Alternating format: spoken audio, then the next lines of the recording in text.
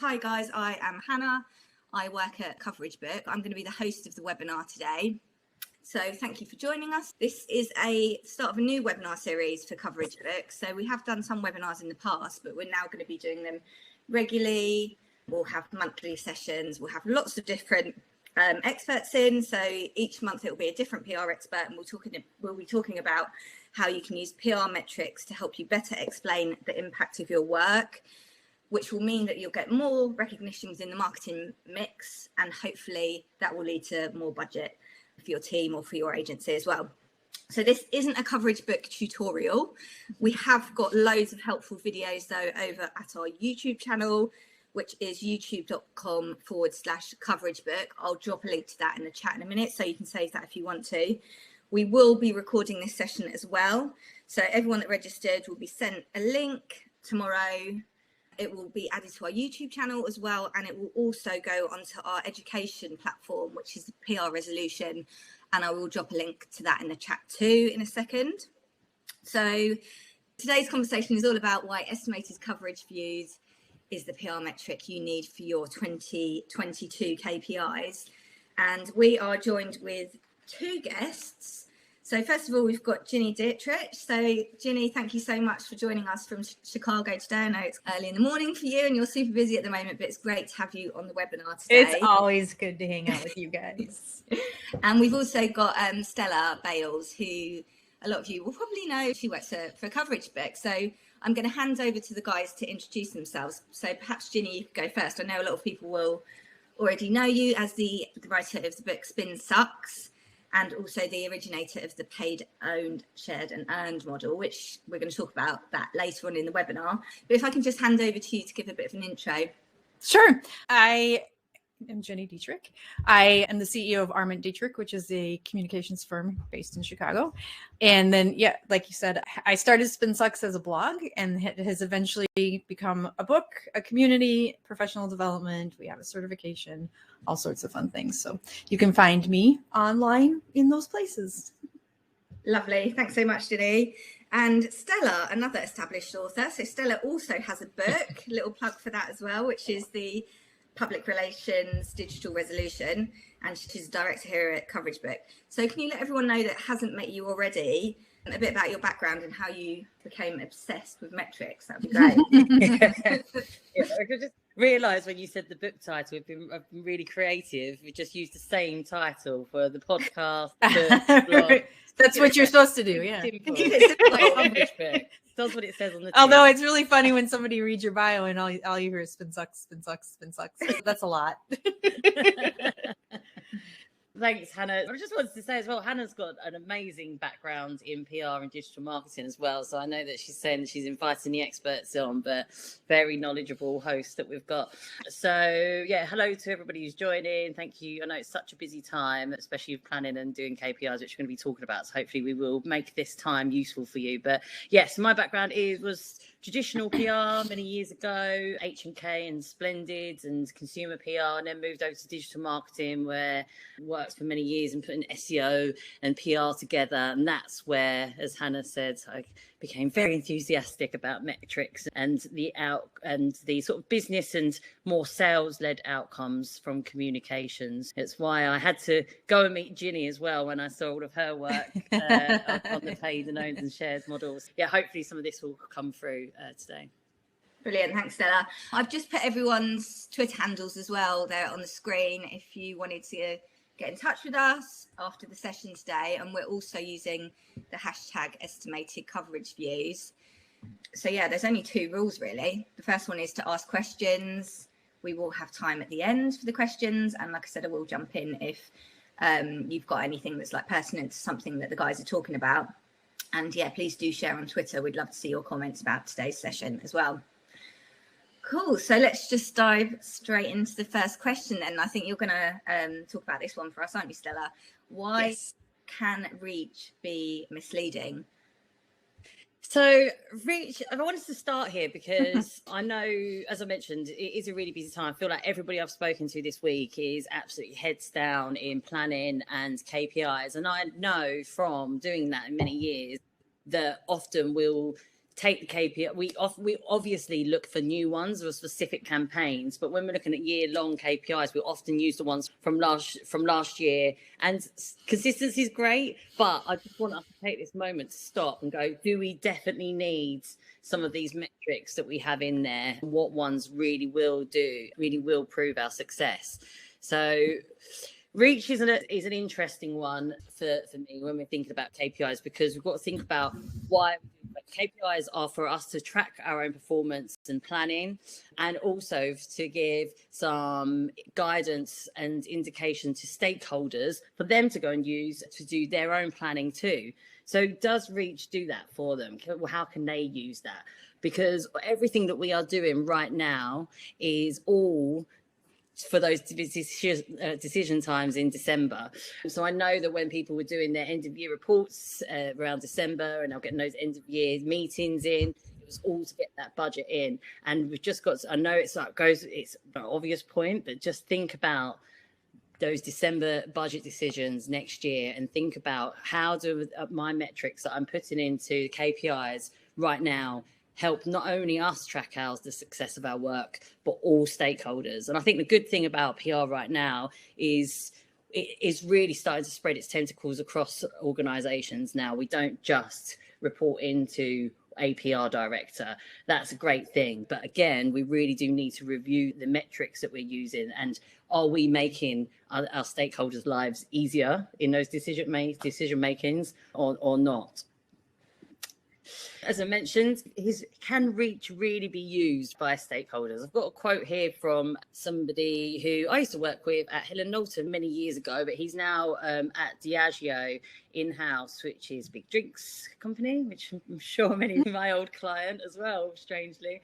And he's actually got, as I said, he used to work at Hill & Knowlton, so he's definitely got a PR background, but he's saying here that it actually is a huge gripe of his, so he gets almost annoyed when he sees Reach data coming in from his agency. So his position at Diageo is he's heads up many different brands, so all of the different drinks brands, and then over Europe. So within that, there's lots of different agencies working on different campaigns, and then he is very much looking at the success of those different activities, not just in PR. He looks at advertising, owned content, digital agencies, social. And at the end of the year, he is that person in December reviewing it. And as I mentioned, he used to work in PR, so he gets really excited about all of the different consumer campaigns and different social campaigns. But he has to make an informed decision and prove those decisions about his budget to his bosses. And so he has to back that up with numbers. And this is why when I was having a chat with him, it just upsets him when he can't use Reach. We know that Reach, we've always used it, and I've been in PR for 20 years. I've seen it on reports, and I still see it in reports. Mm-hmm.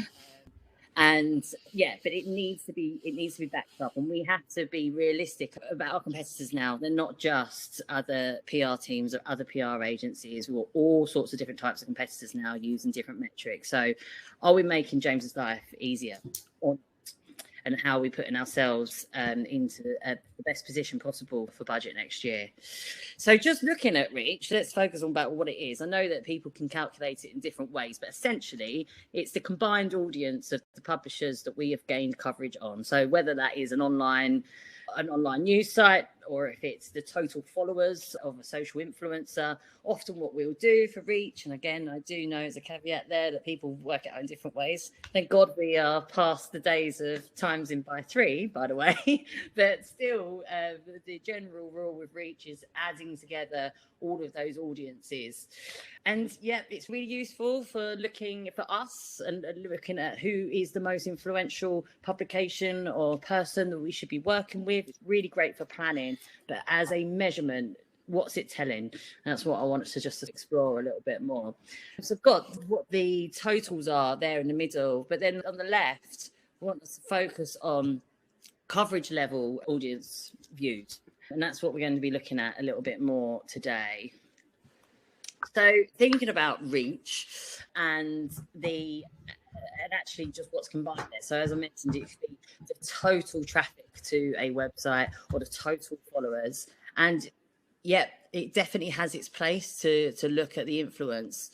But when we are using those total traffics, total uniques, total followers, what are we saying about those people? Did they really see our mentions? Did they really see our PR coverage?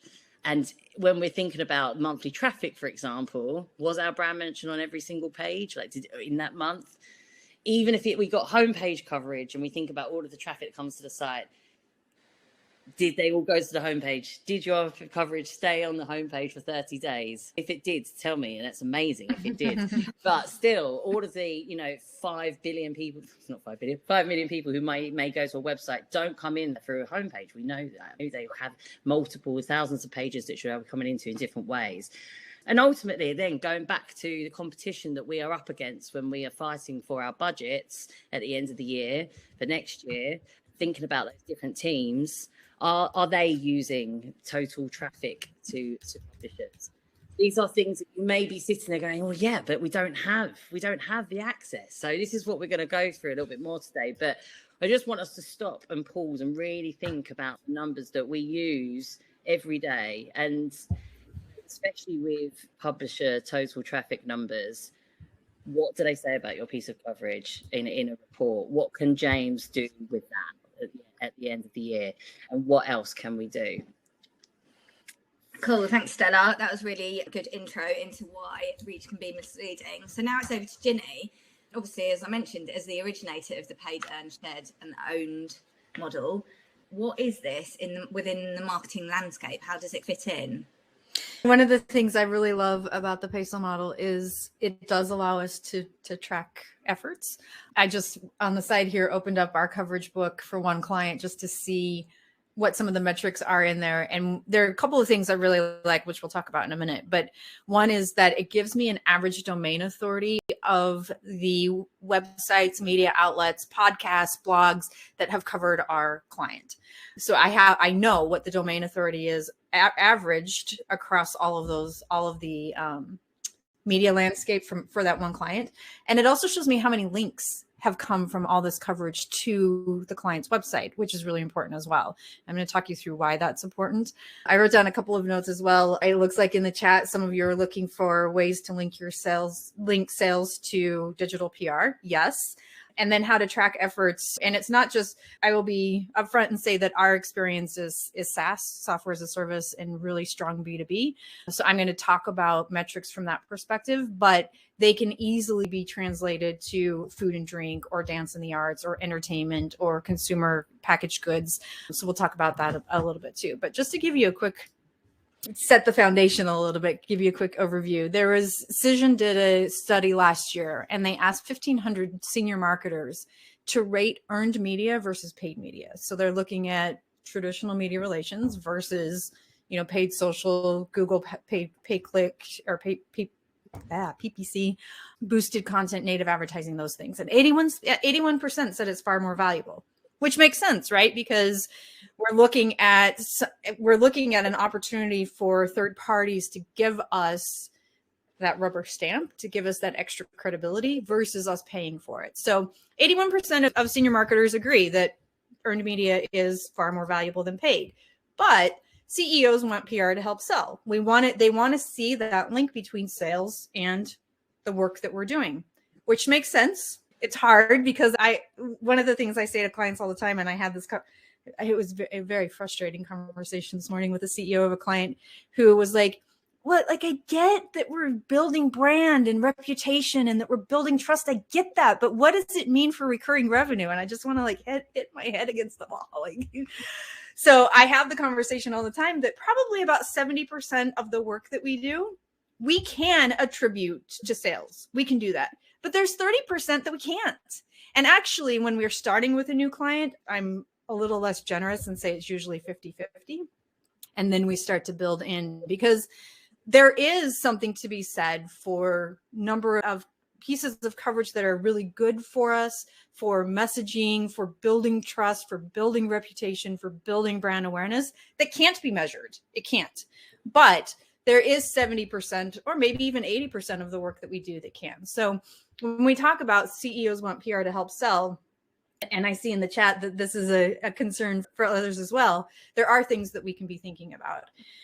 One of the challenges, I think, is that attribution continues to be a problem. So I'm working with a client actually in Europe that they keep saying, this is all fine and dandy, but media outlets here won't link to corporate pages. They won't link to content. They won't link to whatever it happens to be, which is not entirely true, because I hear that in the States as well. And I live in the States and I know that's not true. I think that there's a couple of things that go on where communicators say, I don't really want to ask for the link, or I don't want to hurt the relationship that I have with the journalists and ask them to include a link.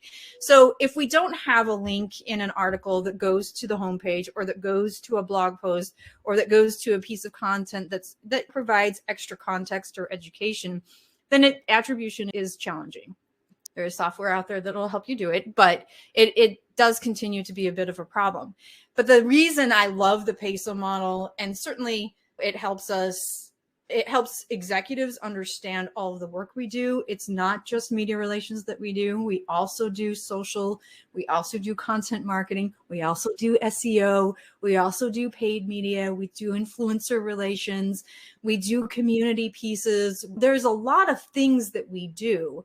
And because of that, we can start to attribute the work that we're doing to actual sales. And if that's one of the goals that you have, then this is really going to help you do that, because it's not just earned media. It is all of the other media types. And then when they start to overlap and combine, you start to build reputation both online and off. You start to increase your search rankings. You start to increase your domain authority. You're getting links back to your website, which is how we can start to attribute the work that we're doing. We absolutely and positively can attribute our work to business results. And we look at it across the board. One of the things I love to do is say to a client, and I did this morning actually, they'll say, I just don't think that podcast tour worked. And I'm like, okay, great. Let's take a look. And I'll share my screen and I'll open Google Analytics and I'll go into behavior and site or attribution and referral traffic. And then I'll look to see, okay, we just did this CoverageBook webinar. Let's see how much traffic came from that website. So we typed in CoverageBook.com and up pops, we had 400 visitors after the webinar. Let's see what those people did. They went to this page and 50% of them downloaded some content or subscribed to the blog. So you start to show them that the work that we're doing is not just doing a webinar with CoverageBook. It's not just doing an interview with a reporter. It's not just being on a podcast, but it's allowing us to actually contribute to the organization and to the bottom line, for lack of a better term. So when we think about the PESO model, and people say to me all the time, I get that paid media is important, but I would never start there. And I will just say, neither would I. The only reason the PESO model is PESO is because it's easier to remember than OESP.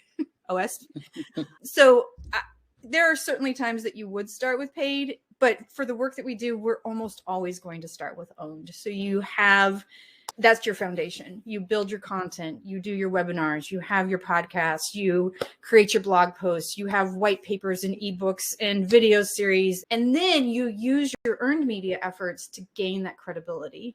You use shared to distribute and promote, and you use paid to amplify. So we look at it from that perspective. How do we do all of this to help us build our organization's goals? So the PESO model plus data plus results gives us the existence that we need. And to Stella's earlier point, when it comes to December and your chief marketing officer or your client is looking at it, you can prove that all of the work that you have done has been accountable to certain things, whatever the goal might be. And like I mentioned, we do a lot of SaaS. We have a lot of SaaS clients. So we always look at what did we actually achieve in terms of new leads, and what did we influence in terms of sales conversions. Great. Thanks so much, Ginny. So then I think this one is for Stella. So we talked earlier on about how this whole webinar series is about how metrics can help you to better explain the impact of your work and get more of a seat at that kind of marketing table. So the next question for Stella then is what are the common digital marketing metrics that PR is competing with, and how do we get more eyeballs on our work, I guess? I think Ginny may have answered this one. Yeah, I can't take it. Go on, Ginny. Yeah, so we do. I just led into my own thing. We do look at 4 things. So we look at how many new leads were generated, and we look at new leads across the board. So we look at it from the perspective of blog subscriptions, newsletter subscriptions, content downloaded, event registration, both online and off. In some way, we have an email address that we've been given permission. So I call it permission-based new leads. So we have our bucket of new leads, and then we look at it and say, okay, of that bucket of new leads, how many of them became marketing qualified? So marketing qualified may mean something different for you versus me versus another company. For most of our SaaS clients, marketing qualified means they continue to want to hear from us. So they didn't just come to an event and not subscribe to the blog, or they didn't join the community, or whatever happens to be. They are qualified from the perspective that they want to continue to hear from us, and they're probably in our audience sphere. So they have the right, they're in the right industry, they have the right audience, they're serving the right clients, customers. So we look at those things. And then we say, okay, of those people, how many became sales qualified, and then how many became sales conversions?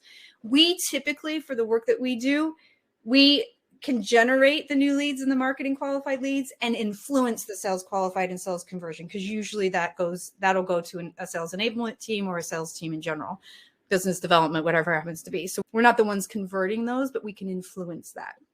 And so every week we have a spreadsheet, and we look at it and we say, okay, how many new leads do we get from organic efforts, and how many new leads did we get from direct efforts? And then we look to see how many of those became marketing qualified, and then we follow them all the way through the funnel. So I can't go to a CEO and say, we generated $2 million last week in new revenue, but I can say that we influenced the conversion on that because of all the work that we did. So that's what we really look at. And I think that works across the board, except for things like maybe toothpaste or nonprofit. So if you're in a nonprofit, you might look at new leads as volunteers or donors or creating fundraising opportunities. So there are ways for you to take these 4 metrics, but this is what a chief marketing officer looks at. And this is what they report up the chain. Are we generating leads? Are they qualified? And are they becoming customers? That's all they care about. So Ginny's absolutely right that when we've worked in digital marketing agencies, these are the metrics that chief marketing officers are seeing, are reviewing in those times of making decisions. If you wasn't aware, for PR reports are being sent, this is what we're in competition with. Now, Ginny's Pezzo model is amazing as a structure if you are bringing in that type of work. And it's also if you are doing that, starting to do paid ads. Now, when you're up against, as you can tell from Ginny's work, it's a really great spread of work between all those different areas. But often PR is up against a sort of a digital advertising agency who are just doing advertising to sell products. So when their reports are going to paid when it's to do with comms, maybe a little bit more long term, and whereas you're up against, or if you've got one pot of budget and you've got an advertising agency who are just direct sales, it's going to be tricky, because yes, it is possible to track some sales that come off of editorial pieces and earned pieces, but as we all know, that's not always the full objective. Right. It's definitely not always the full objective. And I saw some people mentioning answer the client there in the chat. Yes, that is a handy tool if you're just getting started in analytics, to look at whether you've had click-throughs and sales from your coverage. Go and check it out. And as I say, there are different ways. In fact, I've already made a note to say that we will do a more focused webinar on how to do that. So if you have got sales from your coverage, it's another webinar. But as I said, this is about being up against the competition and knowing what the playing field looks like and what kind of metrics. So, and where you can start. Yeah, we're going to introduce something. So people who do use CoverageBook will be aware of a metric called estimated coverage views. We're quite good with our labels, aren't we? We're really creative. We go really left field with our labels. That's what it says on the tin, though, doesn't it? That's what it says. PR. It's estimated coverage views in CoverageBook. We like to simplify and leave out the jargon here. So even if you're not a CoverageBook customer, don't worry. This is, as Hannah said, this isn't a demo of CoverageBook. There are ways to take an estimation, but I'm going to walk through why this is relevant to these different areas. So as I mentioned, all of those different paid, earned, owned, shared, it can all lead to sales. But when you're up against an agency that's just doing paid, or it's just focused on trying to get leads from its owned content, their objectives will be totally focused on that, or reports will all be on that. And so earned is never going to look as good. You can get sales, but it's going to be long term. So how do we get into that comparison game? Is there a way? So bringing James back from Diageo, our friend James, he goes on to say, yes, it is a gripe seeing reach, but that's why he asked all of his agencies just to start, and all of his PR agencies, to only send him estimated views as a metric. Now, don't be mistaken. He's obviously very interested in metrics and success KPIs beyond just how many eyes have seen the coverage. Of course, he does put in the social shares and key messages and whether there's been branded images. That goes without saying. We're not saying that to leave those out, not at all. But what we're trying to get here is a consistent metric that will get you into that comparison game. So the reason why is because he is trying to find some kind of area of comparison between his different teams and through the different activities. And let's see, and there, which I'm going to come on to, you'll find that even though as much as PR has many different metrics that we may use, paid also has many different metrics. So does owned, so does social. But the consistent metric across is impressions on content. So advertising uses impressions, social uses impressions, own content, whether it's on your own website or on your own social posts, you can still check out impressions. So James was using estimated coverage views as a bit of a proxy. Now, as we know, and you're probably sitting there thinking, well, yeah, that's all well and good, but paid and owned has access to analytics. They can get those metrics. We can't in PR. Unless you are absolutely best friends with an editor, you're never going to know the true impressions of your coverage. Whoever, there's a next best thing, and it is estimating it. And we have actually, to big up CoverageBook a little bit, and the guys who came up with the formula, it has been tested by some of our customers thoroughly, by people who are best friends with some editors as well, and have really tested it and compared it to some analytics data that they've got back, and they've been spot on the estimated coverage view numbers. So it is very similar to actually getting impression numbers. So for James at Diageo, this is what he's doing, so he can just have consistency over the year and have a point of comparison. Can I also add into that, Stella? So we did, and I'm going back to this, we did a campaign for a client. We did a satellite media tour, and she did 31 interviews in 5 hours. There were 187 pieces of coverage. Of those 187 pieces of coverage, 61 of them linked to the website, which is great, but not even half of the stories included a link to the website. So what this does, so I can track those 61 links and I can tell you estimated traffic or estimated impressions or views from that perspective. But for the rest of it, I can't, the 120 that didn't, I can't tell you. So I really like that it gives me that estimated view, because now, I said earlier that attribution continues to be a problem. If we have a link from a media outlet to the website, we can track it. If we don't, we don't know. So I like that I have this number. I also really like the average domain authority, which exactly, and that's the thing. So there will always be, depending on what your particular campaign is for a client, there will always be a slight pivot, a slight change in the types of metrics that you will need. You just mentioned links there, podcast downloads. That will be different to the next campaign. But what you need over the course of the year, and to help that budget decision maker in December, is consistency. That's what we need to provide to them. So a consistent number on all pieces of coverage. So to that point, so far I keep mentioning publisher monthly traffic figures, but I know that we know from coverage that it's being put through coverage, but it's so much more on social coverage. We have created a formula for social posts as well. So it's not, so then that's the thing, it needs to be consistent across. Impressions data is consistent through all other areas of marketing, and this can be ours. Whether then you have how many shares it got, the branded images, messages, whatever else you need, definitely still have those. They still build the picture of success, but to have that kind of consistency is key. If you're not a CoverageBook customer and you don't want to be a CoverageBook customer, that's absolutely fine. We don't mind. You've got a bit of working out to do, and it's not as exact. But it's just better to be realistic, because I think, going back to my point right at the beginning, is if you don't have estimated views, our consistent number throughout reports is publisher monthly traffic. And that doesn't tell us anything. It doesn't say who's looking at the coverage. It's just about the publication. We're just writing a report about publications, not about anything that we're doing.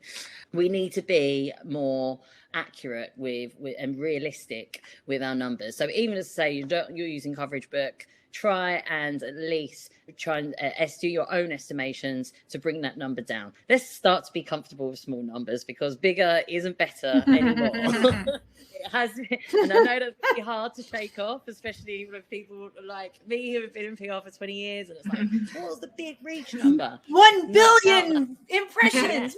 More people than lives on this earth. Yeah, I'm sure it goes without saying, I'm sure you all know who are listening, that none of us want to be sat in that room feeling a little bit embarrassed about where this big reach number came from anymore. So we need to do our best to be a little bit more realistic now. So just following on from that then, Stella, how do you incorporate estimated coverage views into your PR evaluation? Yeah, I mean, it really does. Evaluation, it really depends on what you have planned this year. If you are doing any kind of paid amplification, owned content, please use the Paizo strategy and the model. It's so good for organization and reporting back and tracking throughout the year. It keeps that consistency. It really helps with client conversations as well. But focusing on just this example of estimated views, as I mentioned, the other areas are using impressions, and they don't just then talk about the impressions, which is basically eyes on content, how many times it's been viewed. They're also putting a value to it, and it's the golden question that we always have: how do we get to PR value? And yes, we will do a webinar on different ways that you can get to sales proof or value, but I think just trying to get that consistency and giving the budget holder apples for apples in their comparison and their budget decisions, we need to join that game. So why not? So as much as advertising has a cost per 1,000 impressions, some of you may have heard of this before. It's a very common metric in advertising. It's also seen as CPM. We can have a go at that too. And it just helps with those conversations at the end of the year, and helps with us being realistic about our pages. Calculate the estimated views for all of your coverage. If you are a CoverageBook customer, you don't really have to calculate it. It's all going to be there at the end of the year. There's a new area called the Coverage Vault, where it is just in the background, constantly calculating all of that. So no matter what campaign books you are building and you're focused on your separate books, whether they're monthly or campaign, in the background, in the vault, is every single piece of coverage that you've ever added, and it's all being added up there, and you can order and sort it and make reports from there as well. So really handy to remember for the next 12 months. I'll remind you in December. But yeah, so get to that total and then look at the costs as well. And I know that sometimes when we used to look at costs for PR, we would literally just do the costs of the campaign, but no, it needs to be everything. So talking salaries, what the retainer is, everything. That's because that's the way that it works in other areas. So if we're being realistic and we really do truly want to, remember, bigger isn't always better. We need to just be realistic and working like the rest of them. So get into that total. Once you have that, you're going to do this, just a simple sum really. So if you had a cost of $10,000 and you had a total estimated views of 1.5 million, then you just do the divide to get that cost per impressions for the CPM. And as I mentioned, this is just one suggestion, a really simple suggestion. There will be, you might want to have other ways, like per campaign, where maybe the objective was really to look at links, clicks through, to look at leads and sales, and you might have that as well. But as a consistency across the year, this is something that we can all do. We can all do this, no matter what type of PR we are doing. I can see here Meg said I may have missed how to do the estimated views calculation. We'll share this afterwards. If you're a CoverageBook customer, we estimate it for you. And if not, Meg, there was a slide, and it's just a really sort of simple divide of the total traffic. That was it. That was the calculation that I'm suggesting you add into your KPIs. So yeah, the summary being that estimated, these don't just have total traffic or reach. Doesn't tell the decision makers anything. It's only good for our own planning. That's all. Be more realistic and try and get down to your views of your coverage and get to coverage level metrics. Be consistent across the year with that, and then try and work out a cost per impression so you can get into that comparison game with the rest of marketing at the end of the year. Lovely. Thanks so much, guys. That's great. So we're just going to go on to questions now. We've got a bit of time for questions, so please do get them in. Yeah, a few people asking about estimated views and how that's calculated, but you've answered that, Stella, and we'll also share the information about that. So do they want to know how it's calculated in CoverageBook, or how to calculate it if they're not? Do they want to know more about the formula? Perhaps, I think it would probably be more about the actual formula rather than how it's done in CoverageBook. Okay. Because it'd be done automatically in CoverageBook, so you don't need to worry about it. But although I know some people have to answer to their clients. So let us know in the chat if you do want to know more about how it's calculated in CoverageBook, because I know that sometimes you get questions by clients, so we can share more on that. Great. Okay. So someone's asking about offline coverage here. So what about data about old media, TV, radio, and press? How would you use this metric for that type of media? This was mainly focused on how you compete with advertising and digital teams. I'm literally going off the top of my head with this one. But again, just being more realistic about how many people read it. I'm sure the days have gone of time when if you had a circulation of a newspaper, you times it by 3 because it might be left somewhere. Right. I'm pretty sure that that's not happening anymore. Just the same vibe, really, just trying to be more realistic about how many people really saw it. It's very hard with print. This main point is when you are being compared for that kind of digital budget. So I would suggest leaving it separate. But I will say, so we did this satellite media tour that I mentioned earlier, and it was all TV. And we still, all TV stations and radio stations have websites where they post videos and their audio and all that. So we still got links to it all. We didn't count the traffic and all of that to the website. We looked at it from an estimated view on the actual show itself, but we still got the estimated view in our CoverageBook account for all of that. You do have to have a link for sure, but every print publication, TV station, radio station has a website where they're posting stuff. So it may just be that you say, hey, are you going to post this on your website later? And then you have a link. Yeah, perfect. Great, thank you.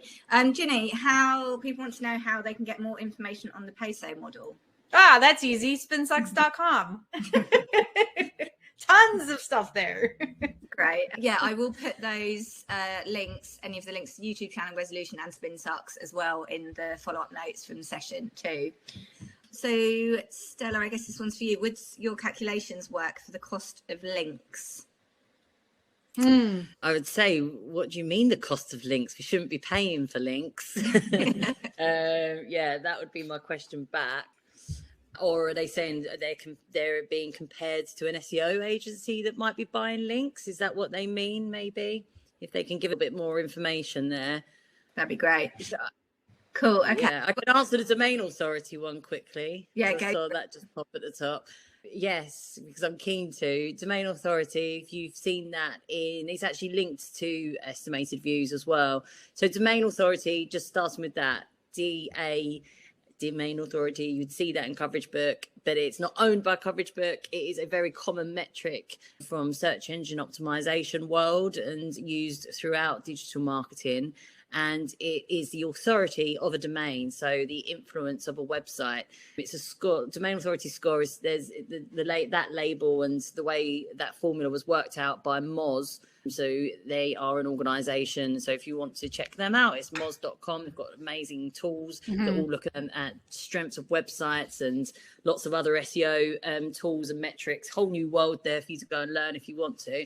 But the reason why we have domain authority is because, it looks at the influence and strength of a website. So it's another really good indicator of what your coverage might do once it lands on that website. So it's out of 100. Closer to 100, the more visibility your coverage will get in Google results. But in addition to that, if you have a link in your coverage going through to your clients or your own website, it means that link to that website. So let's say Marks and Spencer's, there's a link on the mail, it goes through to Marks and Spencer's. Marks and Spencer's website becomes really powerful within Google search results because you got a link on a high domain authority site. So that's how you want to be talking about. Check out CoverageBook FAQs and stuff. We've got some things that you can lift if you're talking to clients or stakeholders about that. Sorry, I'm not finished yet. I know I've been talking for ages, but that is linked to coverage reviews, because in our formula for CoverageBook, which I know that some people were asking for after I said, was it about that? It's one of the factors in the formula. So when you add in your URLs to CoverageBook, we look at the URL to see where it was placed, and we look at the site as a whole, so we can see whether it was on the homepage or not, first of all. And then we'll look at the total traffic that comes into that website over the course of the month. And then we look at the domain authority tells us the sort of strength, but also how big the site is, so how many pages it will have, therefore how much of the total traffic needs to be divided out. And that's how it's considered in the formula. We also look at other things about how many times it was shared on social platforms and some other things too. But it's a really key metric that if it's not something you're looking at, definitely start to add that into your KPIs too. Great, thank you. Just going back to Joe's question, which was about the cost of links. So just to clarify that question. So what she said, it's one of the questions. Oh, sorry, hang on. So she means from the coverage clients question about the value of the link for the CEO, and then says it's one of the questions we get asked in terms of the cost of return for digital PR. I'm sure we've both got things to say about this. Links are very valuable, and there's lots of different ways you can add that value.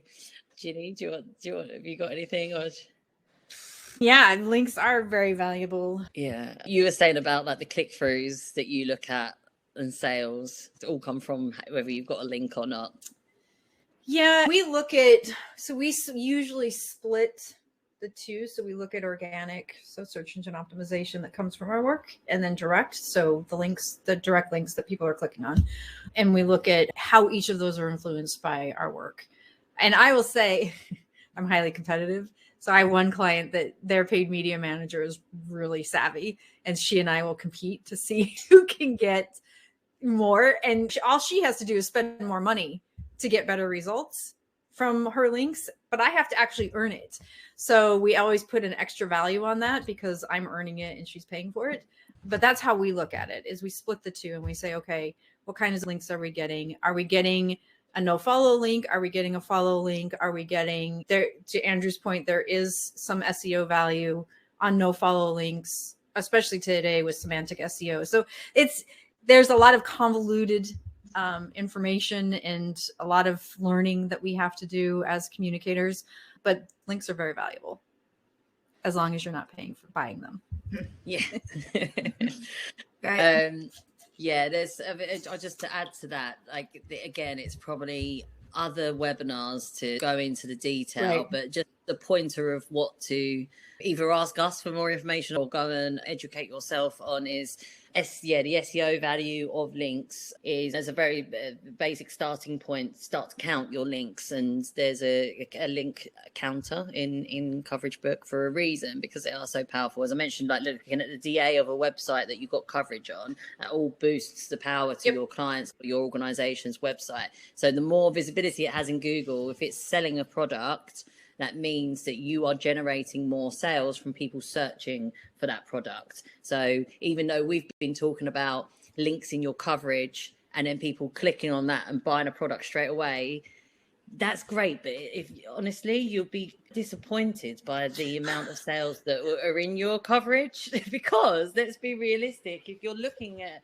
editorial, any of us as a normal consumer, a normal person reading an article, you're often not ready to buy right there and then. You go, I love that red dress, but later on I'll search for that red dress on Google, or you'll get an ad on Facebook and you'll be like, fine. So who's made me? Stop stalking me, I'll buy the dress. Yeah, do you know what, I had to move my screen because I've got so many deliveries behind me. You are going on holiday though, so that's allowed. Yeah, honestly, we could talk all day about like SEO value, but is that links? Yeah, direct links. Also, I think I can't see the message now, but I think somebody did talk about advertorial costs as well. But yeah, we'll go on to that. So maybe we'd make a note of. You've got a whole year of content now, Hannah. That's going to be my next question to everyone: was what can we talk about next? But I feel like that's been answered already. Yeah, you've got at least 7 months worth. Yeah, it was a really good question here from Hilary. Hilary says there's such a difference between coverage views and online readerships that it sets off alarm bells for my clients. Any recommendations about how to address these? So I guess this is clients that have been used to be sort of seeing those big numbers, and now we're suggesting a number that's perhaps a lot smaller but a lot more realistic. How would you talk to your clients about that if it's the first time they've seen these numbers? Yeah, have both. Just always have both. And every time that the report is going over, just repeat that, yes, the total traffic for this site is this, but what we estimate our coverage will get is this. Now, this one's an interesting one because I know that we're saying get comfortable with smaller numbers, and yeah, but it's very easy for me to say that when I don't have clients anymore. I think me and Hannah are only people now probably on this call where everyone's like, yeah, you don't have clients. So I have been there though, and I know. And this is where, to make that position more comfortable and to make that smaller number more powerful, is to go, yeah, but then what happened? So that pushes you to go, what happened next? It doesn't just end with, we got that piece of coverage and it had this amount of views, full stop. And on that piece of coverage, we had a link and this amount of people went through to the site. And that link is on a site that's on a DA of 80 out of 100. And it's going through to the website, which is all about red dresses. And we know this is going to uplift the visibility of your area, which is worth this amount of money to you.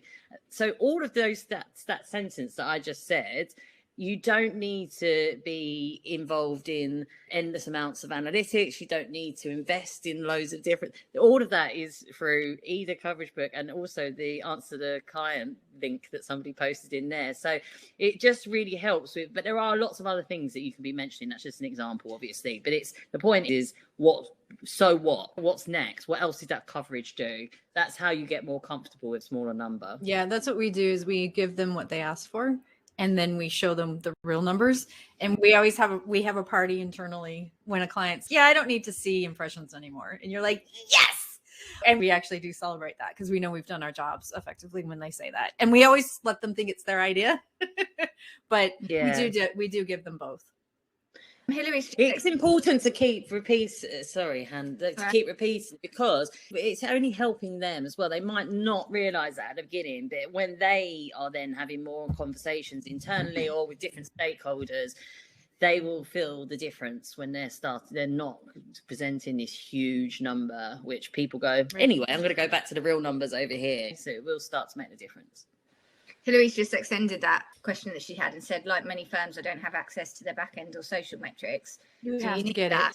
You have to get it. Like for us, it's a non-starter if it's a deal breaker, and we actually have it in our contracts and say these are the things we need access to. We have to have access to Google Analytics. We have to have access to your CRM. We have to have access to whatever marketing automation you're using. We have to have admin access to your social media. If you're using Google Ads, we have to have admin access to that. It's a non-starter. If they say no, then we honestly and truly we'll turn the business away. And I'm not in the business of turning clients away, but that's how important it is to us. Yeah, great, thank you. It is really important. I do know that it's hard. I know that when I was just doing it, especially with your kind of work, Ginny, it's impossible to do the work without having that, even for you guys to know what's successful or not. You are just starting out with having those conversations of trying to get analytics access. We did, I'm pretty sure Gary, our founder, wrote a sort of template email to send over for your, even if you're working with a direct PR client, for them to share with digital marketing or whoever the owner is of the analytics access. It really just does help talk their language a little bit. So we'll reshare that because I think it's just at least a good starting point. That's great.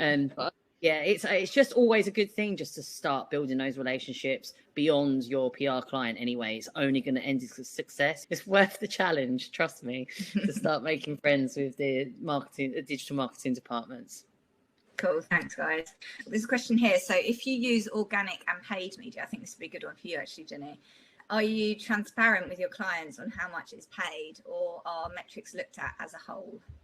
Yep, we are very transparent. We break it down. So we have paid, organic, direct. We do sales enablement because we help with a lot of that kind of stuff. I think those are the big four events. We'll have events in there, both online and off. So we have those 5 big buckets, and then we break it down, and we break it down by new leads, marketing qualified, sales qualified, conversions, recurring revenue. So and it's all in a spreadsheet that's powered by Google Data Studio. But yeah, we're super transparent about it.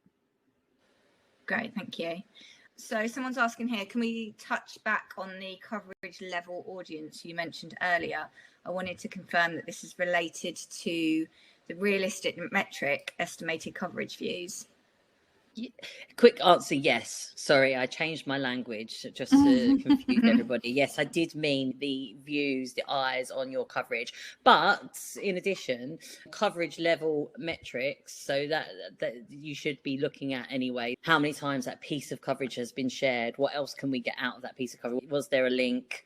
We've talked about domain authority, which is the site as a whole. Sometimes you can look at page authority as well, which can be quite useful. It's not something that's in CoverageBook, but if you start to go down that route of SEO PR and digital PR, and you find that your clients and stakeholders like that, that's another metric you can look into. Moz do that. You can get it as a free toolbar. The reason why that can be useful sometimes if you did get homepage coverage, which is incredible if you do. Yeah, it can, or even like at the top of a section, maybe like close to the front of the site. It can be really powerful in SEO. Page authority is like another sort of coverage level. That's what I mean by that. So this is the difference between site level, which is we're really comfortable in PR of talking about. So that's the monthly uniques or the monthly impressions or the monthly traffic to a website. It's great as a guide, but we've got to be talking about what's going on in your piece of coverage. That's the coverage level. Great, thank you. We're almost out of time. Actually, we are out of time, but I just wanted to touch on a couple of points that people made. So there's a couple of people that said, I'm assuming that they mean that they're using CoverageBook, that when they put in social coverage, it's not giving them details on followers or views every time. So if that is the case and you're having any issues like that, please just drop us a note. The email address is support@coveragebook.com. And David, who is our head of customer support, he is super, super helpful. He'll get back to you really quickly. It might be that they're using CoverageBook One as well. CoverageBook One social metrics are limited and basic. So if you are a CoverageBook customer and you're not on 2 yet, your date is coming, your upgrade is coming, and you will be going into the new tool. Any new users will be straight into 2, and that's where you'll get all of the detailed metrics and the estimated views for social as well. Yeah, great. Thanks, Stella. Yeah, so just let us know if it is, and if it is CoverageBook 1 that you're in, that will be why. If it is CoverageBook 2 and you're ever having any problems, just get in touch with us and we'll get back to you super quickly. Someone's asking when is 2 available. So it is available now. We are going through a process of migrating all of our customers over from CoverageBook 1 to CoverageBook 2, and you will have a banner when you log in at the top of your account, which will give you updates on when you will be moving up to the new platform. So look out for that. If you're new to it, you can go straight into 2. If you don't want to, or you don't want to wait for all of your data, if you just want to try it for the first time, yeah, it's the 2. Cool. So the last question was going to be a bit of a poll on what you'd like to know more about. I feel like we've had loads and loads of different stuff has come up during the webinar, which will give us plenty of ideas. But if there is anything like any burning topics and stuff like that you want us to cover on webinars and podcasts and stuff going forward, please do just let us know. You can get in touch with us on Twitter. I will again share our contact details in the follow-up email. You can drop us an email. But yeah, we're always up for hearing your suggestions on topics that we can cover. Great. Someone's just asked, actually, is the version 2 UI massively different? Stella? It does the same. It builds your coverage books really quickly, but you just get way more metrics. If you are a current coverage book customer, the main differences you'll find is the organization of big books is life-savingly different. It's hugely different and but great. Much quicker, much easier. Also, there's different formats for different stakeholders, so you can switch to view. That's the biggest sort of changes. It's still really simple to use though, so it's not going to be like a confusing change when you get into the new platform. It's very simple, it's very easy to use, and you'll get a hang of it in no time. There's also some videos on our YouTube channel as well if you did want to check out some of the new stuff in CoverageBook 2 before you've been swapped over to the new platform as well. Can I give a final tip, just because there's been a real range of different questions on all sorts of different areas here, like from analytics to different types of measurement and different areas I can tell people are working on. If you haven't already, do sign up to SpinSuck's Ginny's newsletter from the site, because the blog posts are like easy to digest and practical as well. Yeah, you can really just get going quickly. They're thought starters, but you're like, okay, yeah, I can go and try that. So if you're not already subscribed, definitely do that. Thank you. Recommend it. Great, thank you. So that's the end of, someone's just said spin what, sorry. Spin sucks. Hang on, just give me 2 secs. And I will pop the link into the chat. I'm just grabbing that now. And I will send it over in the notes tomorrow as well, so you've got it.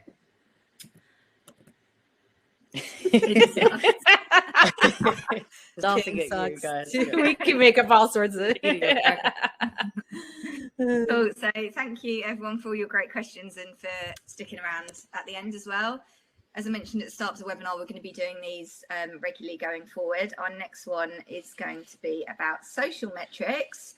So please do sign up if you're keen to hear more about that. You will get an invite to that one as you signed up to this month's webinar as well. Yeah, as soon as we've got the details, we'll send those across to you.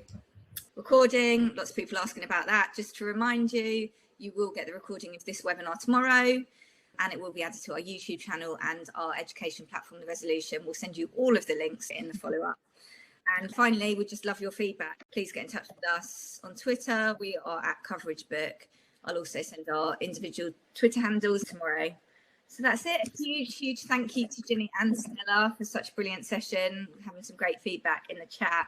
Really appreciate you guys being here. I know January is a super busy time for everyone that's working in PR with all their kind of forward planning and reporting from last year. So it's great to have so many of you in the room today.